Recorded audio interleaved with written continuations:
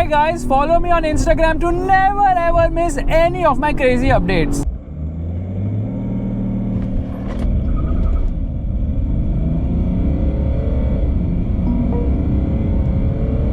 Hi guys and welcome to another vlog. I am driving this. This is the Mercedes E-Class Facelift. But before we get to the car, let me tell you about this awesome perfume from Involve Your Senses. This is the Involve One Mojito Lemon, which is a special citric fragrance. It is very easy to regulate, does not leak, and is a special blend of lemon, lime and orange perfumes. It's fantastic. It smells really very nice. Straight away, this is the Mercedes E350d in AMG line, guys. We are going to be opening the engine bay straight away, which means there's a lever here. Hydraulic struts, of course, there is insulation there. You can hear a bit of the motor, but it says 6-cylinder here, which means happiness. Honestly, this car is staggeringly awesome. We'll come to that in a bit. Let's close this. Now, this is a facelift and literally this is a lifted face here because the grille is new, the headlights are new and the bumpers are also new. But this being the AMG line gets sportier bumpers and a grille with these studs which look very premium and nice. Bold Mercedes logo, front parking camera because this particular variant, the AMG line or the E350d, gets a 360-degree parking camera as well, along with air suspension and front memory seats too. So all these features are specific to this particular variant of the Mercedes E-Class. Alright, the lights are really very beautiful. Different lights, of course. This is the LED DRL. These are complete LED lights. Says Mercedes-Benz here on the side. Parking sensors everywhere on the front. This is how it looks when the indicator works. Obviously, when the indicators turn on as such. Like I already showed you, this is the front camera. And this is the towing hook at the front. You get this chrome line as well. Now, this is a massively, awesomely big car. You know what? The length is almost 5.1 meters and the wheelbase is more than 3 meters. Just look at the freaking length of this car. Okay, we get the long wheelbase version of the E-Class in India. That's the reason for this massive length. Now, it gets 18-inch wheels because this is the AMG line. Like I have been insisting since the start of this video. That's why it says AMG right here. In fact, it says Mercedes-Benz on the brake calipers as well, but because the color is not bright, it doesn't really shine out as such. The tire size happens to be 245/45/18, which is for all the tires. They're the same size. Anyways, okay, here there is of course a camera, and when you unlock the car at night, the mirror retracts and there's a light which projects on the floor just so that you can see where you're going. Ground clearance is a bit low, but you can actually raise the ride height by pressing a button, which is very crucial considering the longish wheelbase of this car. The door is also really very long. Alright, you can just click here to open to fill fuel, and that is where the AdBlue actually goes. Specs for what is the tire pressure for the tires, and obviously it is a diesel powered car because the E350 is of course diesel. That's something you already should be knowing if you're watching this video. If you don't, I am telling you it right now. At the rear, again, revisions. The light is new. Earlier the light were like this, now it is like sort of slimmer as well. Beautiful lights at night, really beautiful. In fact, this is the rear fog light. Yeah, that is the rear fog light. Now, of course, it gets a rear camera because it gets one at the front, but the camera is hidden here. So when you get into reverse, it actually opens. You get rear parking sensors, and let me remove it. Yeah, there they are, Faisal Khan's fingers of truth, who are hunting to get into the exhaust. And oh my God, this is fake stuff. I feel so sad. Oh no. Any which ways, the real exhaust. Well, you can see the real exhaust. I'm just going to show you the underbody. I can't see a thing, but that is the real exhaust. Dual exhaust, of course, sort of a diffuser treatment as well, but a little disappointed with fake exhaust. But Mercedes-Benz is doing a lot of fake exhaust on his car. You see that chrome line, E350d written here, and this is how the indicator functions. Meanwhile, let's open the boot, and there it is. It's not powered, but it opens with full zest. The boot is not big enough because it's kind of raised due to the spare wheel, which is positioned right here. Spare wheel, of course, isn't an alloy. It happens to be a Chinto-Minto tire size, which happens to be 135/70/19s. And okay, it's not an alloy. Okay, it's an alloy, but it's a different kind of an alloy. That said, boot could have been a lot bigger. Honestly, nobody really cares. Should have got a powered tailgate as well, but I'll just close it. Doesn't take much effort. It's very light. In fact, I kid you not, the boot weight of Tata cars is much heavier, but this is a different quality of material altogether. Let's get to the rear where the real action lies. You can see the seats are very upright. Now, using this switch, I can recline the seats, and it reclines by a massive 37 freaking degrees. A 37 degrees recline angle. Obviously, you get isofix child seat mounts and all that stuff, which is not important. What's important is there it's most upright, there it is most reclined, and you can see the difference is staggering. Okay, the rear seat has a lot of space. It's insanely comfortable. Okay, you get sun blinds, you get a lot of controls, you get this wood treatment as well, and this blue which kind of matches my watch strap at the moment, also my phone color. And here you get the Burmester speakers. But what are these? Lot of controls. We'll come to that in a bit. First and foremost, let me get inside and tell you that there is good amount of space on offer. But what do you do if you want to increase the space? No problem, you press this button and then you can push the seat ahead. And when I'm pushing the seat ahead, I'm only pressing it to go forward, but the headrest is also moving on its own. And that is the real USP of the E-Class. The long wheelbase really lends it great amount of space. And now you can see the amount of space, which is absolutely crazy. Now, most of you would be like, your shoes are reminding us of some car. Well, you are right. Yes, I am remembering the BMW 5 and 6 series when sitting inside this car. These are M Sport shoes, but that does not matter. Yeah, they're absolutely clean, brand new. So I can easily stretch and not dirty anything inside this car. Now, here there is a cup holder, which seems to be the only cup holder at the rear, and you can remove it if you so wish. Two USB-C charging sockets as well, and obviously you've got rear air conditioning as well. But it gets a 3-zone climate control air conditioning system. Let's just turn this off for the moment. And there's so much space on offer. This is absolutely staggering. Sort of scooped out. There's a magazine holder here, which is kind of unnecessary. And then obviously you can control everything from here itself. It gets memory functions. You can save up to 3 people's settings too. And you can adjust the seats in million ways as well. AC vents here, AC vents here. Lot of AC vents at the rear. And this is super duper soft. Your head actually sinks in. Super soft pillows. Now you see, that does not recline when you operate the power windows, which I will show you in a bit. There says top teether for the ISOFIX. And here for the center passenger, although he gets a headrest, there is no legroom as such because of the hump. So we're just going to recline this, where again we've got something cool. First and foremost, there's storage space here, and there's some device which I don't even know what it is. Okay, there is a wireless charging pad here. You can see the amount of space right there. Yeah, see the amount of space, because obviously this is completely upright at the moment. There is a screen here. Now this can operate a lot of things. I'll tell you why. Because first and foremost, this indicator is making so much chick chick chick noise. Band karo. Haan. Shh. Awaz mat karo. Okay, the AC also I need to turn off from here. Just turn off the air conditioning. Otherwise it's going to make some sound as well. So much space on offer is absolutely staggering. Seat recline angle is amazing. So much comfort. Your head sinks in. This is an amazing place to sit in. And then obviously we've got a handle to hold on to. They have multiple lights on the top as well. And you know what they have done? They have made some amount of changes. So here you can operate a lot of things, like you can get into the ambient light as well. Now this is a Samsung, I believe, or something of that sort. So not the most responsive, and then you can get into multicolor. You can choose all the ambient light colors. There are plenty of options. I'll show that to you in the front, because having some glare at the moment. And that ambient light is also reflected on the door with multiple colors everywhere. That is so freaking amazing. And there's something known as remote control. Now using this, I can actually operate the front screen. Here you see, I'm operating the front screen. I can make changes to the front screen, get into the home, do all what I want. That is so freaking amazing.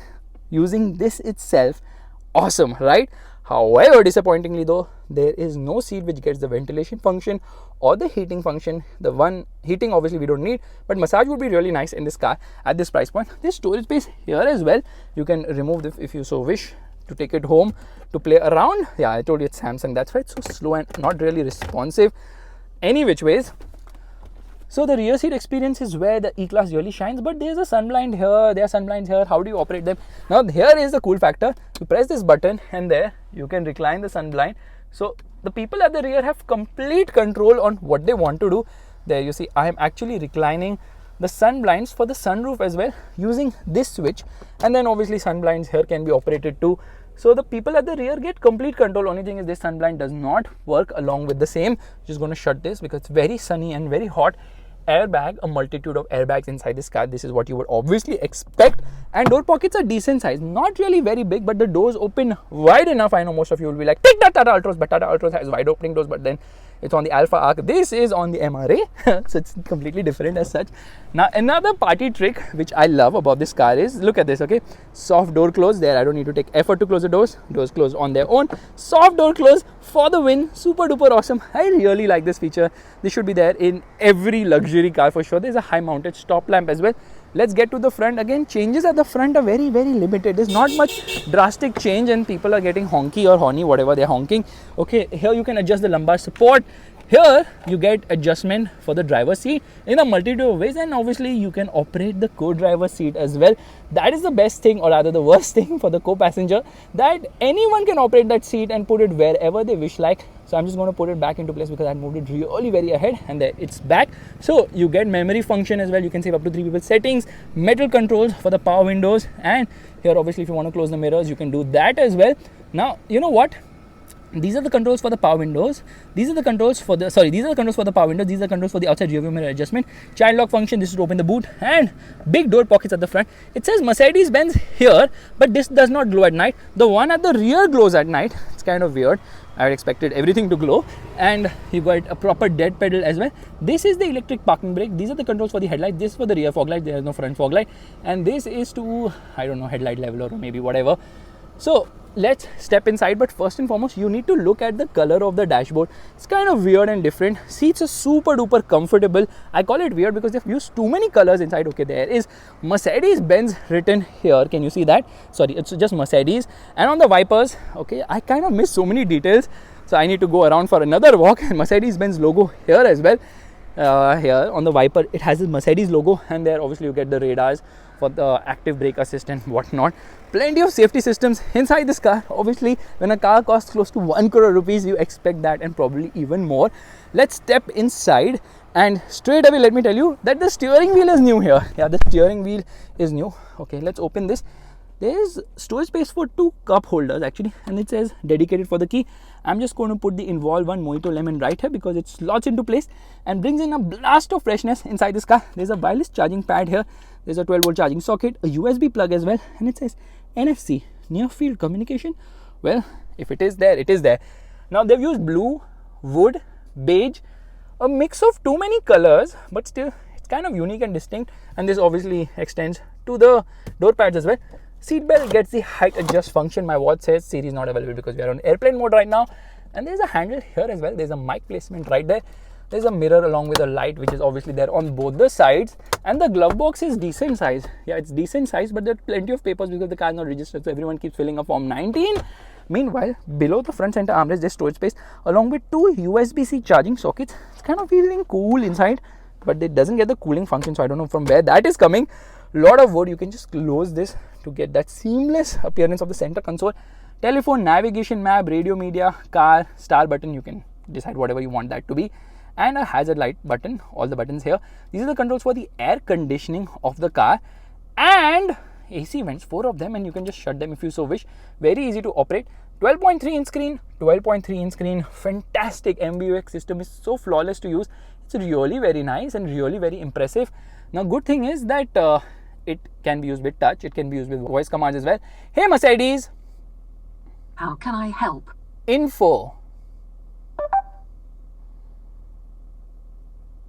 I'm sorry, can you say that again please? I can't say it again, darling. I'll just press this button right there. I'm not flirting with you, just saying that. Here we go into info, and straight away you get a lot of info and all. Usual bits which we've seen in a lot of Mercedes cars, so nothing really to browse into. But you know what? There are a lot of controls right here. Firstly, this is to recline the sun blind at the rear. Easy to do that. Just press a button and then, okay, if you want to recline it back, and there it is coming back as well. This is to turn off the screen. This is for the volume control. Thankfully, they have physical control. There's a touchpad here, and this is for stop-start system. This is for the 360-degree parking camera. Okay, it says drive forward to search for parking space. Well, that's again an impressive feature.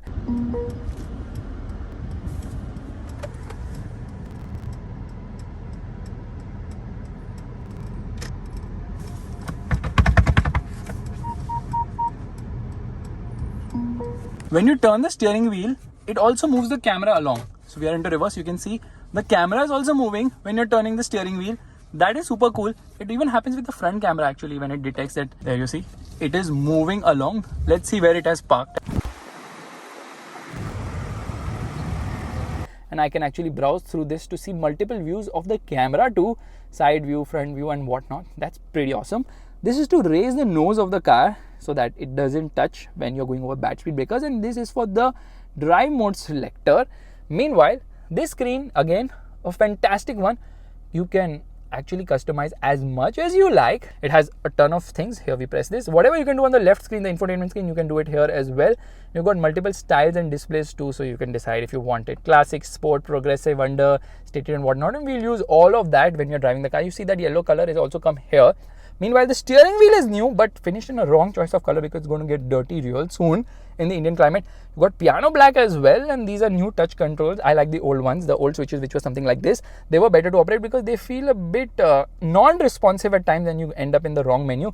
This is the gear selector of the car, which means we just select reverse, and this is the reverse parking camera. This dances around, you know, the 360-degree camera when there's any obstacle, which is very similar to what we've seen in BMW cars as well, which is again very impressive. Now, this is for the indicators as well as the wipers, and you see the wipers do a fantastic job. So much spray, dual blade wipers, and the windscreen is clean in no time at all. Meanwhile, you get electric adjust both for reach as well as rake. For the steering wheel adjustment, already the steering is on the top position. I'm just going to get that down, and you get metal paddles too. Steering feels nice to hold the horn. The horn is also very nice, but insulation is so good you can't hear much on the inside. I love the steering wheel, but I don't like these controls at all. I'm being very honest. Like I told you, whatever you can browse here, you can browse here as well because they are very similar. All the information you get. So you can actually get into navigation, telephone, assistance. Okay, we'll get into navigation, and there it's telling me to input a destination. Here we get into comfort. Okay, it's got something on a seat kinetics, which is basically sort of a massage. It's not the full thing, but it's sort of a massage. And then obviously it's got 64 colors for the ambient lighting. Let me shut multicolor. So what I'm going to do is I'm going to do the audio test along with the ambient light test at the end of the walk around so you guys can experience it when the car is in motion. And let me tell you that the audio quality is absolutely phenomenal, and so is the ambient light in this car. Obviously not Mercedes S-Class level, which is something different altogether. You can get into settings and there are so many things. You have to turn off ESP, you have to go here, parking sensors, assistance systems, camera and parking. Basically here I press it. I can decide so many things like the tone and whatnot. It's very customizable. And obviously these are all usual bits which you've seen in a ton of Mercedes cars. So nothing new here to actually experience. That said, what I honestly feel the best about this car is the ride quality is fantabulous. Air conditioning could be a little bit more powerful considering the size of this car is so freaking massive now, yet you want a bigger compressor to cool the car. Meanwhile, you got an auto dimming inside your view mirror. You get connected car features as well, which can be used to actually pre-cool the car, and the usual bits of seeing where the car is, geofencing, and a lot of data with the Mercedes app. Here you get a sunglass holder. Let's open the sun blinds of the sunroof first. Now they have gone for dual sunroof sort of. I don't know why. I'll tell you why. Because they also have to give a mirror here. So they have given a mirror along with a light right there. And because of that, they could not put one massive panoramic roof. That would have been better any day. Let's open the sunroof, and there it opens. Now the rear one obviously does not open. It takes its own freaking sweet time to open, but brings in a lot of airy feeling. Will it roll back even further? No, that's the maximum it does. But because the cabin has so much beige now, the cabin is already airy, and with this open, it becomes even more airier, if there is a word like that. Anyways, you guys must be knowing that you can actually customize individually the pods on either side. So there's so much information, and this is so customizable, it's so cool. BMW, you need to learn a thing or two. Just making shoes won't help your cause today, because just look at this. I mean, obviously this is not the easiest to use, but then there's so much info. There's a G-force meter and whatnot. And when you get into reverse, check that out, okay? The mirror actually reclines like that just so that it's easier to see what's behind. So a lot of attention to detail here and there just to improve the whole experience of driving a Mercedes E-Class or owning one. But I'm still not done because I keep discovering new things. First and foremost, with this key, if you keep this button pressed, you can actually roll down and roll up the sun blinds at the rear. You can see this is happening. Now, if I keep this pressed, now I can also roll down the windows, all the windows, which is a basic feature which is there in almost all the cars. Polo comes to mind, but the Kushaq does not. Here I keep this button pressed, and there all the windows roll down, and even the sunroof actually opens. That's a cool feature, right? Of course, it's a very, very, very cool feature. But in spite of the fact this car has got such cool features, it doesn't have a basic feature which I will tell you here. Here I lock the car, the key is in my hand. The doors do not open unless and until I operate the key. I mean, no keyless entry for a car of this price is quite shocking and surprising to me. That was a feature, I mean, that is a feature that should have been offered. Here I'm just going to roll up everything at the moment. There the sunroof is going back into place. The car has huge windows somehow. It's like massively massive, and there, of course, the sun blind will also go up. Sun blinds are very important in this car because it has got such a massive cabin now. The heat, especially right now, the humidity is absolutely crazy. Here I keep this button pressed, and there it goes up. Now, in order to open the boot, it doesn't get a power tailgate, which I already discussed earlier, but if I keep this button pressed here, the boot actually opens it has some force or something with which it opens. I mean, opening is easy, closing, you need to do it yourself. And let's start driving right away.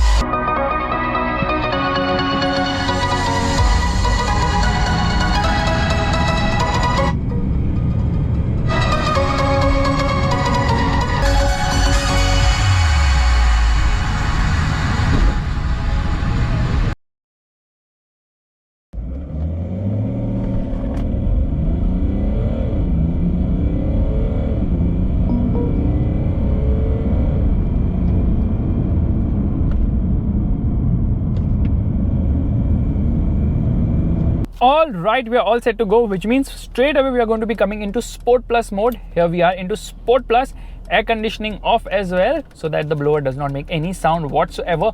We are also going to turn off traction control, which means we are going to get into settings, and here ESP off as well. And here we are going to come into driving info, there into info, vehicle data. We are actually going to get into engine data straight away. And this cluster, we'll change it later. Hazard light off, left foot on the brake, right foot on the accelerator, and off we go.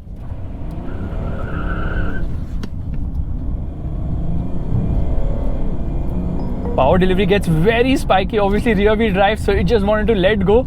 That is the fun thing, that in spite of this being a diesel, you can't really drive with traction control off because it's going to spin because of lack of traction. A lot of torque going to the rear wheel. 600 Newton meters of torque comes in at a rather low 1200 RPM and stays there till 3200 RPM. Now this is a 6-cylinder engine. It's not a V6, it's a straight 6 motor, or you can call it an inline 6, which actually produces 286 horsepower at 3400 RPM and stays there till 4600 RPM. It's a 2.9 litre unit. You can call it a 3 litre, but it's 2925cc unit, which is extremely butter smooth and very refined indeed. In fact, power delivery is very punchy as well, and it really pushes forward in the mid-range.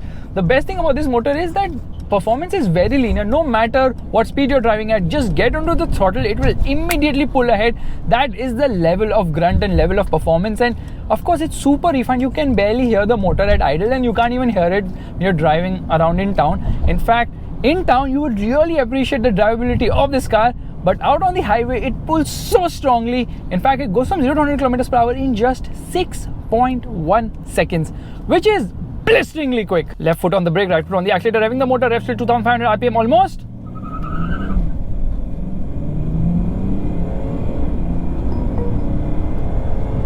And that wheel spin was with the traction control on. Just imagine if you turn off traction control, what will happen? Now, this 6-cylinder engine is expensive, costs 15 lakhs more than the E220, the top end variant, though the lower variant would be even like having a bigger price range difference. Now, the E220 produces 92 horsepower less. Meanwhile, the torque output is lesser by 200 Newton meters.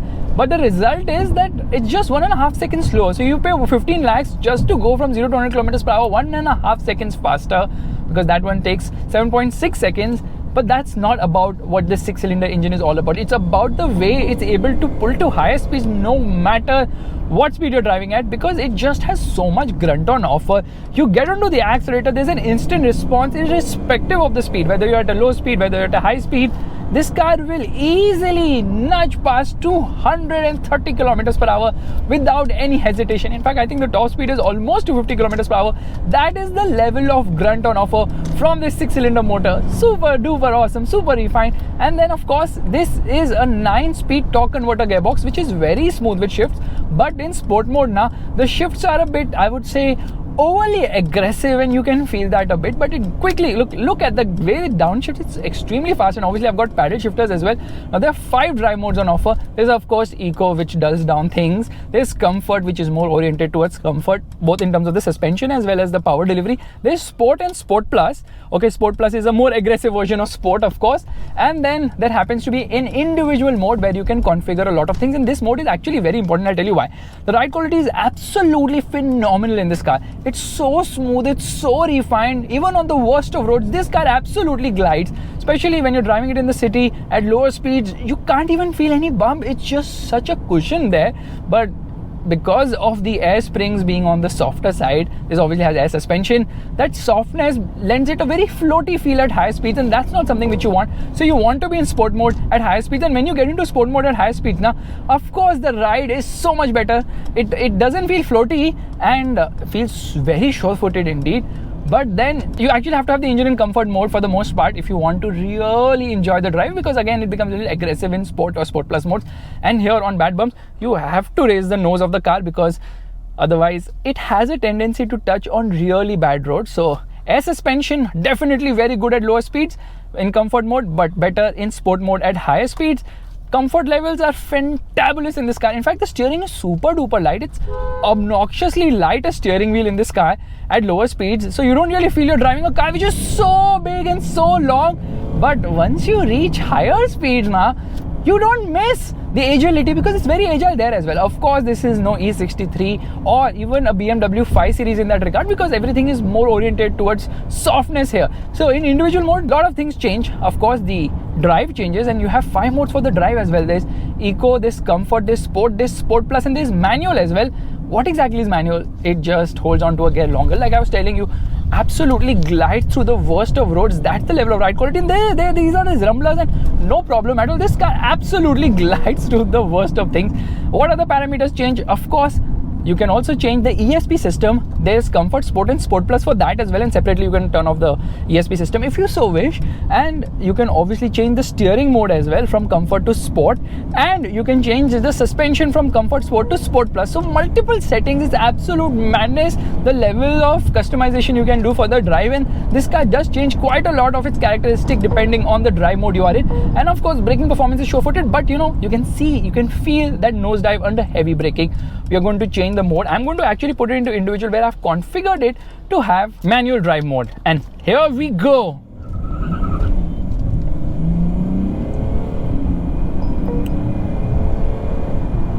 Red lines at 4,500 RPM, where the gearbox makes a quick shift as well, and lane change is good and nice. However, there is of course body roll on offer because of the softness of the suspension and a massively long wheelbase, which obviously lends it extremely good high-speed stability in this car. Steering is a joy. In fact, just look at the way it's able to change lanes.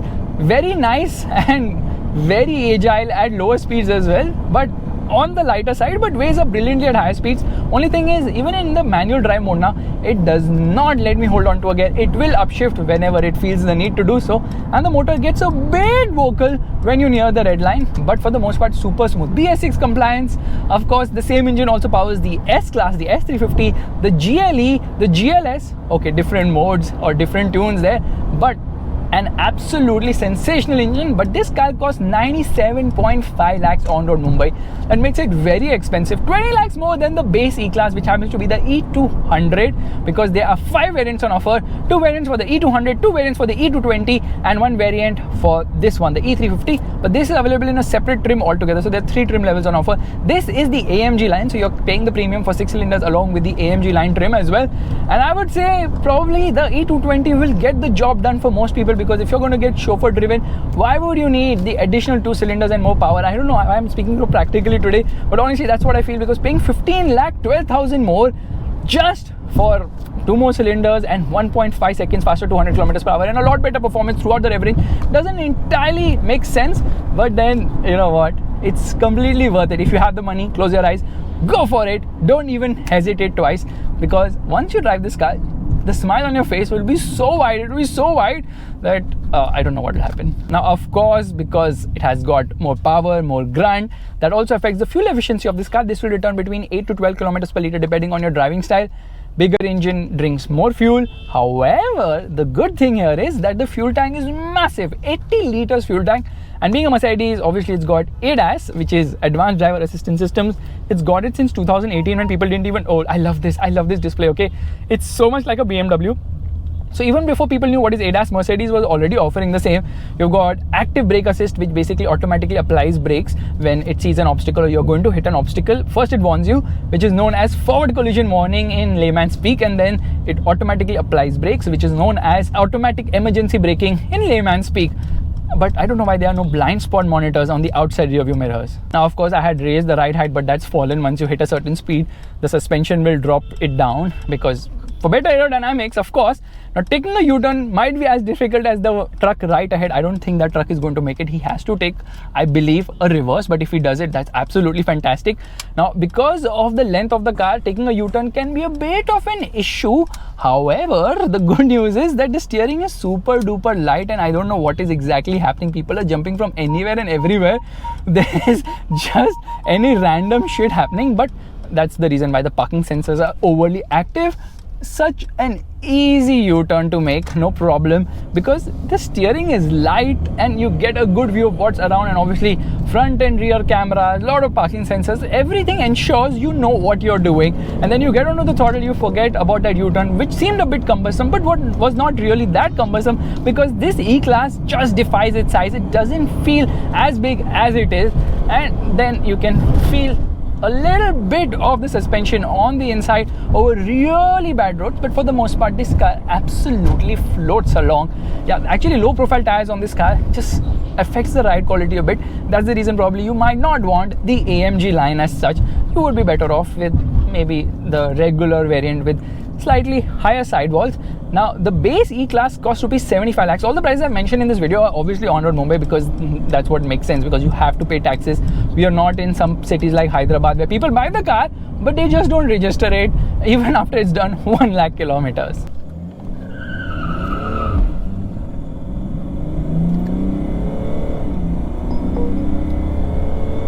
That is the level of wheel spin a car which is completely oriented towards comfort offers. Now, this display is none other than understated. You can't see anything other than the speedometer, and there's a clock on the right. I really like it. When you want to relax and declutter from the world, this is the one probably you should be opting for. So guys, this is my vlog of the Mercedes E-Class, the E350, the facelifted model, which happens to be the E350d in AMG line trim. Absolutely fantastic a car. Yes, pricing on the higher side, but you are still better off by opting for the E220, which offers almost 80% of the performance but 100% of the comfort. If you like this vlog, make sure to give it a thumbs up. That's a like button, and I said it wrong because with the air suspension, obviously the comfort levels are even better. But hey, the E-Class always has had a fantastic suspension calibration, so you're even going to enjoy the comfort levels without air springs on offer. If you like this vlog, make sure to give it a thumbs up. That's a like button, and also subscribe to the channel. But before we go, make sure to check out the Involve 1 Mojito Lemon. Click the link in the description or in the pinned comment and use the coupon code FASTBEAM for a 10% discount. Bye bye.